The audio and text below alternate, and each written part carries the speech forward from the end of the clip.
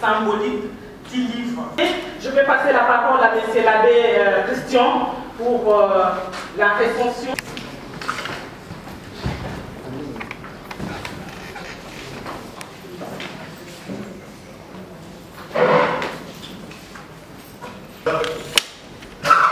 Mesdames et messieurs, distingués invités à vos titres et qualités, avec comme sous-titre aux sources des intuitions du pape de la périphérie, amis des pauvres et des oubliés.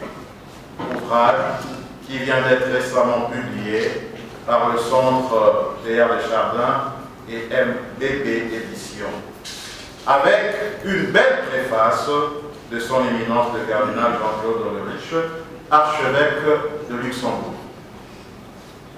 Il est de notoriété publique connue que la doctrine sociale de l'Église compte au nombre des principes fondamentaux l'option préférentielle pour les pauvres. En effet, dans la vision de l'Église, les plus pauvres jouissent d'une attention toute particulière, dans la mesure où ils sont le point de vérification de la destination universelle des biens de la terre. Cependant, préférer les pauvres ne signifie pas rejeter les autres, riches soient-ils. Il s'agit de faire une préférence pour ceux d'entre nous qui sont les pauvres de Yahvé. Cela découle du projet de société de Jésus, le Christ notre Seigneur, repris de la prophétie d'Isaïe. L'Esprit du Seigneur est sur moi, parce qu'il m'a consacré par l'onction pour porter la bonne nouvelle aux pauvres. Il m'a envoyé annoncer aux captifs la délivrance et aux aveugles le retour à la vue, renvoyer en liberté les opprimés, proclamer une année de grâce du pape. L'ouvrage du professeur Père Guillain-Quénois, qui s'est rapporté importante du magistère social de notre Saint. Comment le Père Guillain s'efforce d'entrer dans les méandres à travers le lien qu'il établit entre celui-ci, la charpente de l'argumentation de mon exposé. Je présenterai les caractéristiques d'ordre typographique de l'ouvrage que mène notre auteur et comme dans une sorte de reprise critique majeure de la composition de notre auteur. La voix. L'ouvrage, qui a au total 157 pages, est divisé en deux. Votre raison de santé du Saint-Père aura finalement lieu dans quelques jours, du 31 janvier. Le premier chapitre a permis aux Congolaises et aux Congolais de découvrir le pape à travers le témoignage d'un père jésuite colombien, le père Alvaro Restrepo, avec qui le pape avait collaboré en tant qu'archevêque des Buenos-Aires. Avec comme titre « Le pape François se présente au monde », le deuxième chapitre a consisté dans une forme d'autobiographie. Et dans ce deuxième chapitre, l'auteur a donné la parole au pape lui-même par les truchements de l'interview que le pape avait accordé les 19, 23 et 29 août 2013 aux revues culturelles jésuites européennes et américaines par l'entremise du père Antonio Spadaro, directeur de la revue Civiltà Cattolica, qui paraît à Rome. À travers ces entretiens, le pape s'est livré à cœur ouvert à quiconque désire le connaître. Le portrait dès lors Mario Bergoglio que nous brosse ces deux premiers chapitres de l'ouvrage est celui d'un homme simple et affable. Un homme simple et affable dont le regard est souvent et si facilement dirigé vers les pauvres, les marginalisés, les oubliés.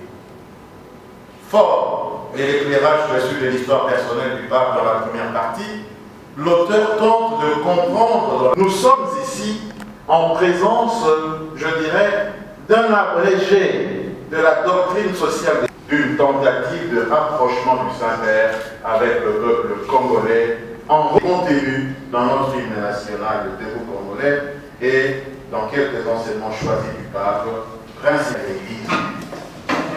En prenant pour prétexte, sur cette visite, le sociologue de la banalité, il a, notre sociologue, brossé l'itinéraire de François et la République démocratique du Congo, mieux, aux sources des intuitions du pape.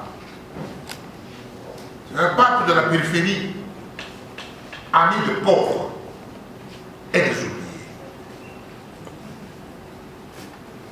Mesdames et messieurs, je m'adresse à vous et à l'auteur. Du 20 avril 1965 à ce jour, certains parmi nous qui ont mon âge, c'est pour dire que certains parmi nous qui sont des personnes respectables et qui ont le sang qui circule dans leurs veines d'une manière approfondie pour se comparer à mon âge. Je ne le dis pas. Cependant,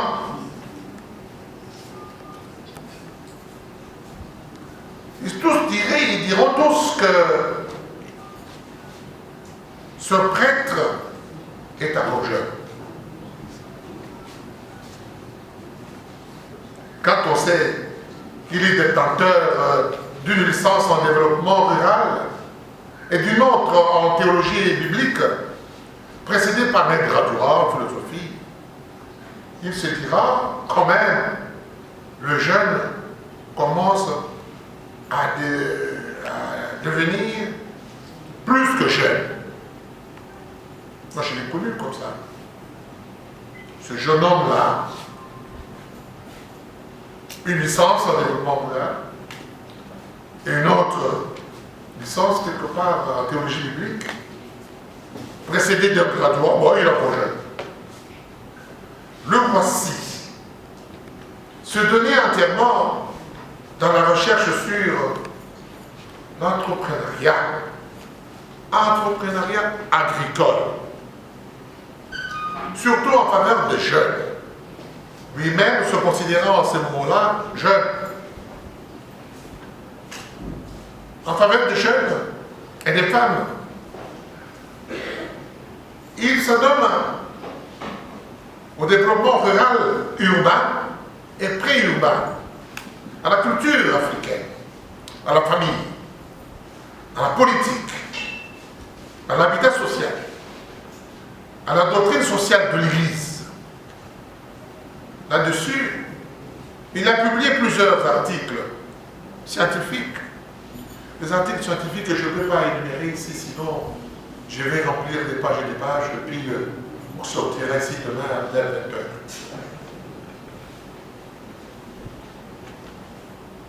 Je ne peux pas non plus dire qu'à ce moment-là, de l'université catholique, il y a les étudiants de l'université Loyola du Congo, à qui justement je partage mes intuitions et qui, plus que beaucoup, m'aident à regarder la réalité quotidienne comme faisant partie de ce qui aide à mieux comprendre l'environnement dans lequel nous sommes. Je voudrais remercier les deux collègues professeurs, le professeur Abbé Christian, qui est recteur de l'université Omnia Omnibus. Je voudrais remercier le professeur Kambayo Boacha, mon aîné, mais en même temps mon fils spirituel, qui est recteur de l'IFASIC. Je remercie tous ceux et toutes celles qui peut-être ont trouvé du temps en ces moments un peu troublés d'embouteillage pour venir sans que je les ai personnellement appelés. Cela me touche profondément. Et donc je vous remercie tous. Je remercie les recteurs de l'université de Djouma où une belle aventure est en train de prendre corps. Et c'est précisément dans cette université de Djouma et dans ces milieux de Djouma, qui est un milieu qui a été sanctifié par la présence des jésuites, c'est de ce milieu qu'émerge justement la pensée sur la périphérie et sur la sociologie de la banalité. Que peut avoir comme importance un milieu comme Djouma que la plupart d'entre nous ne connaissent même pas? Quand je me présente comme vicaire à la paroisse Saint-Guy de Djouma, généralement la question à laquelle je m'attends, c'est où Djouma? C'est où Djouma? Qu'est-ce que ça représente Djouma? C'est cela le symbole de la périphérie et le symbole de la banalité. Un autre pape arrive et le père est revenu plusieurs fois sur son état de santé.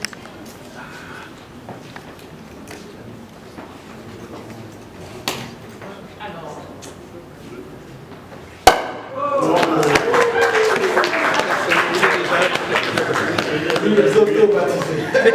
Voilà, donc désormais, cet ouvrage quitte l'idée, la tête du père, quitte le dialogue avec les éditeurs, et ce livre devient désormais un ouvrage public. Et ça va trouver sa place dans les rayons de nos bibliothèques pour nourrir nos réflexions et surtout pour inspirer notre style de vie pour un Congo debout.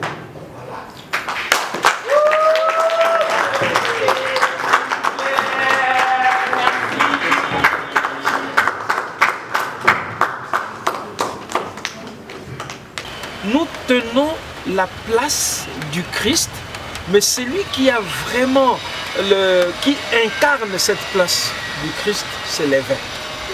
Vous savez, le pape est d'abord évêque de Rome. Ok? Il est évêque de Rome. Avant de devenir évêque de Rome, avant de devenir pape, il a été prêtre.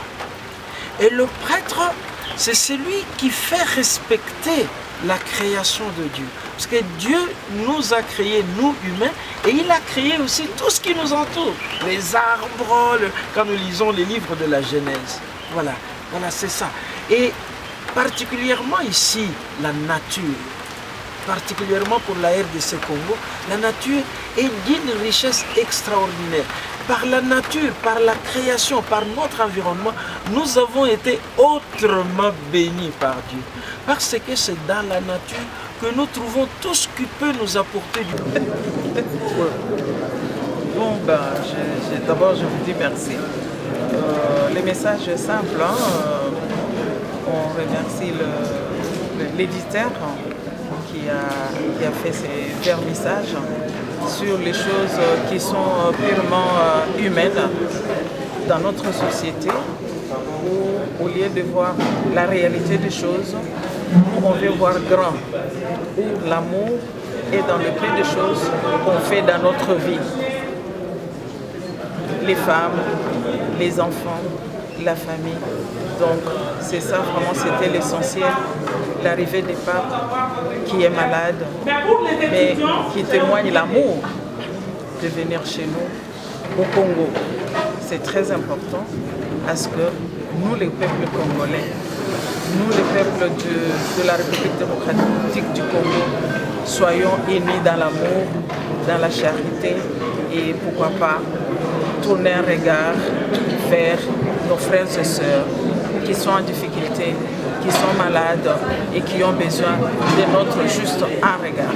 Merci. Résumer cet ouvrage, il y a un point nommé.